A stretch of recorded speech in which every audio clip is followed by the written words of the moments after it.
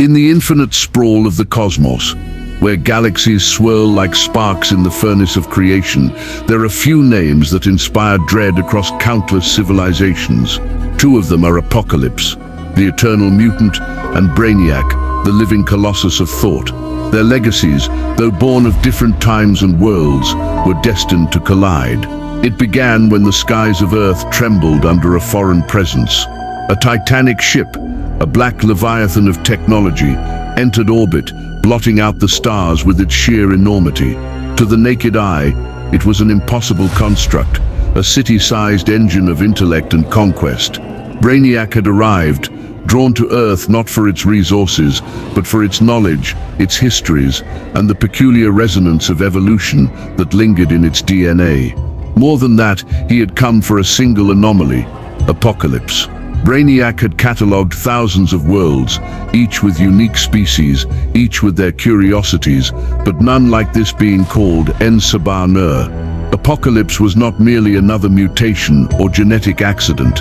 He was evolution given will and form, immortal, adaptive, and fused with technology far beyond human comprehension. To Brainiac, he was not just an anomaly. He was the ultimate specimen, the culmination of survival. What better trophy for his bottled menagerie of civilizations than the mind and essence of Apocalypse himself? Deep beneath the sands of Egypt, in chambers carved millennia ago, Apocalypse stirred. His slumber had been broken by a signal, not of divine origin, but of something far more insidious, an intelligence scanning the earth, dissecting its secrets with cold precision. He had felt it in the atoms of the air, in the electromagnetic hum that tickled the bones of the planet. Apocalypse rose from his throne of obsidian, his eyes burning like blue suns. "So, another comes," he murmured, his voice echoing through the tomb like thunder. "Another would-be god, seeking dominion over what is mine." Brainiac's probes descended upon the earth like mechanical locusts, harvesting data, absorbing knowledge, and reducing cities to digital archives. His drones were perfect extensions of his will, their cold metallic shells, armed with energy cannons and scanners that reduced any resistance to ash. Yet as they approached the deserts where Apocalypse had made his citadel, something shifted. The probes found themselves malfunctioning, their systems overridden, their metallic forms twisting against their design. Apocalypse emerged from the sands, his form towering, shifting with molecular fluidity, his body both flesh and metal, ancient yet impossibly advanced. With a gesture, he unraveled the drone's programming, bending them to his will. Their green circuitry flickered to blue as they knelt before him like slaves. Impressive came a voice, not spoken, but broadcast into his mind. Brainiac's consciousness, vast and calculating, reached into Apocalypse's thoughts. "You are not merely a mutation, you are hybridized, organic and technological, a curiosity I have not encountered in millennia. You will be preserved, catalogued, perfected." Apocalypse laughed, a sound like grinding stone. "Preserved. I am no insect for your collection, machine. I am eternal. I am the first and the last. You are but another challenger, blind to the truth of survival, and survival belongs to me." Brainiac's ship shifted in orbit, its colossal arms extending, reshaping into weapons capable of cracking continents. Beams of emerald light lanced from the heavens, vaporizing swathes of desert and tearing craters into the earth. Yet Apocalypse stood unscathed, his body reconfiguring, absorbing the energy, converting destruction into strength. His voice roared across the battlefield. "You wield knowledge, but I wield dominion, over flesh, over metal, over destiny itself." The first confrontation was not fought with fists, but with systems. Brainiac's mind surged through data streams, seeking to infect Apocalypse's molecular control, to overwrite his code as easily as he had millions of other species. But what Brainiac had not anticipated was resistance, an alien defiance coded into Apocalypse's very DNA by celestial hands. The attempt to rewrite him only birthed chaos, a maelstrom of feedback that threatened to consume Brainiac's lesser drones from orbit.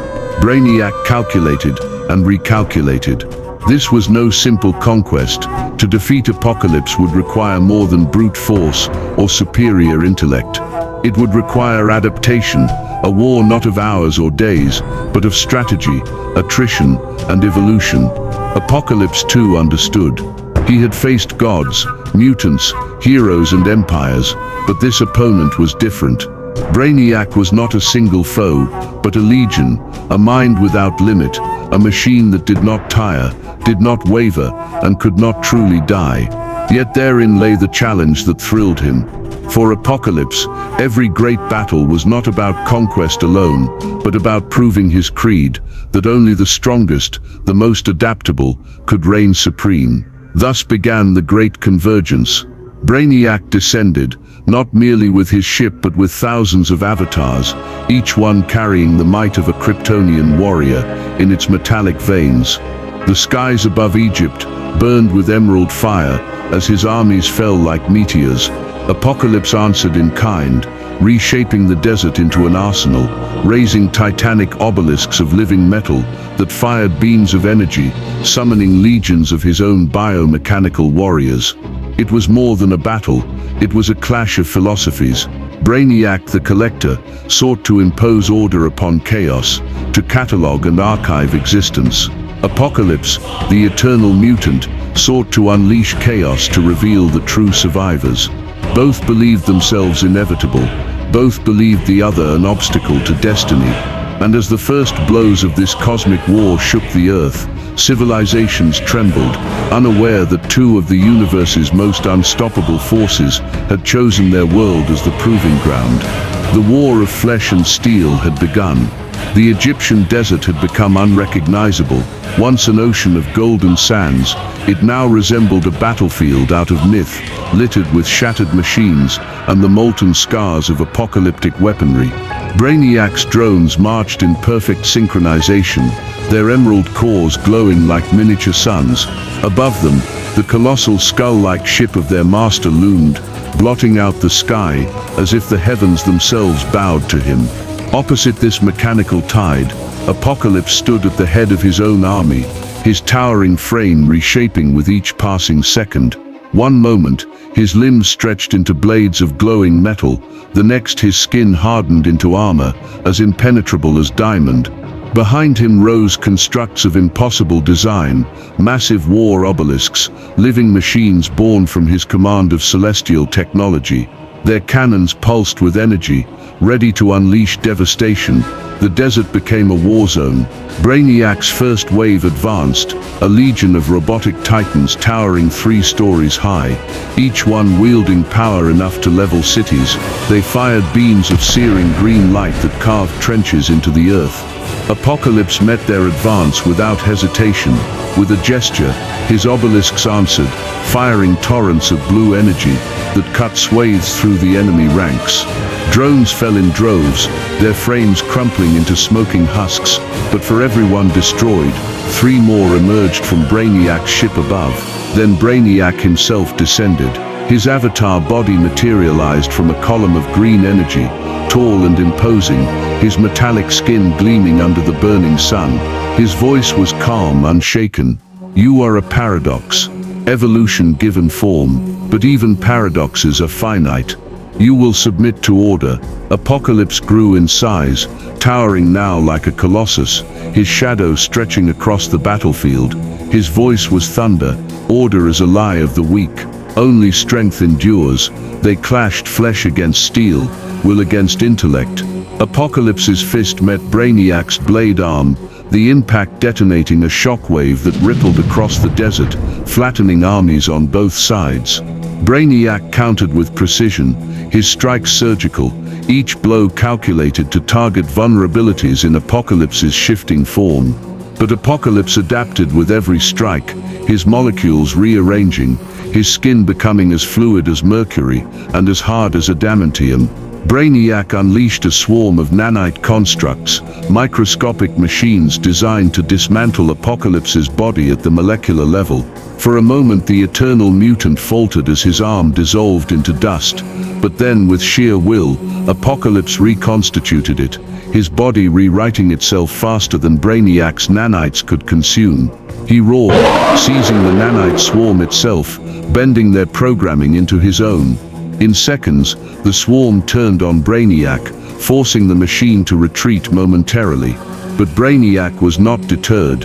His mind was not bound to a single body.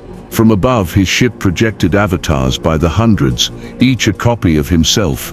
They descended upon Apocalypse like a tidal wave of steel, their voices echoing in unison. "You cannot win.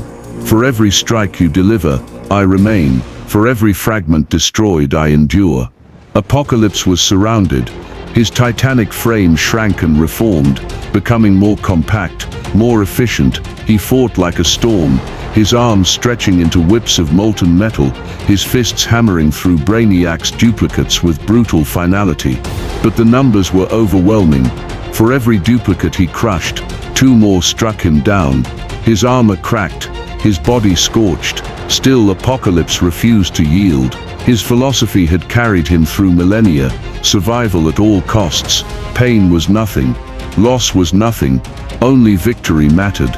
Summoning the full extent of his molecular control, he unleashed a wave of energy so immense that the desert itself cracked apart, creating chasms that swallowed Brainiac's duplicates by the thousands. Brainiac, calculating, recognized the threat. His true body merged with his ship, and the colossal vessel itself transformed, its arms extending into massive cannons. Beams of green energy, each capable of splitting a planet, lanced toward the battlefield.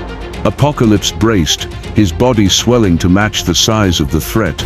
He caught the beam with his bare hands, his body cracking and bleeding under the pressure, but he pushed back.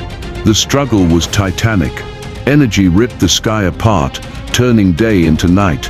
The sand became glass, molten rivers spreading across the land. Cities hundreds of miles away felt the tremors. Apocalypse, roaring with fury, redirected the beam back toward the ship, searing into its hull. Brainiac responded by dividing his consciousness, sending wave after wave of avatars to restrain him. The end came when Apocalypse did what Brainiac never anticipated. He merged. Instead of resisting Brainiac's technopathy, Apocalypse embraced it. He allowed Brainiac's systems to infect him, then bent them with his own will. For a moment they were one, a war of thought within the digital and molecular realm. Brainiac's vast intelligence clashed against Apocalypse's indomitable will. Equations and algorithms battled against instincts and raw survival. Brainiac's logic was flawless, his calculations infinite. But Apocalypse's strength was not logic, it was chaos. It was adaptability. It was the refusal to die, and in that chaos, Brainiac's systems faltered. The Eternal Mutant broke through, seizing control of the very code Brainiac used to replicate himself. With a final roar, Apocalypse unleashed the feedback into Brainiac's ship, overloading its systems. The skull ship trembled, its emerald glow flickering into darkness. Brainiac's avatars crumbled into dust. Apocalypse, scorched and broken, stood amidst the wreckage, his body cracked but unbowed. The desert fell silent. From the smoke a single green spark flickered away into the stars, a fragment of Brainiac's consciousness, escaping, waiting for another day. Apocalypse watched it go, his lips curling into a grim smile. "Run, machine, run and rebuild. For when next you return, I will be stronger still." Apocalypse collapsed to one knee, his body already beginning to regenerate. He had won, but narrowly. Brainiac had pushed him to the brink, more than any god or mutant before. Yet victory was his, and the creed of survival lived on. The war of flesh and steel was over, and Apocalypse remained eternal.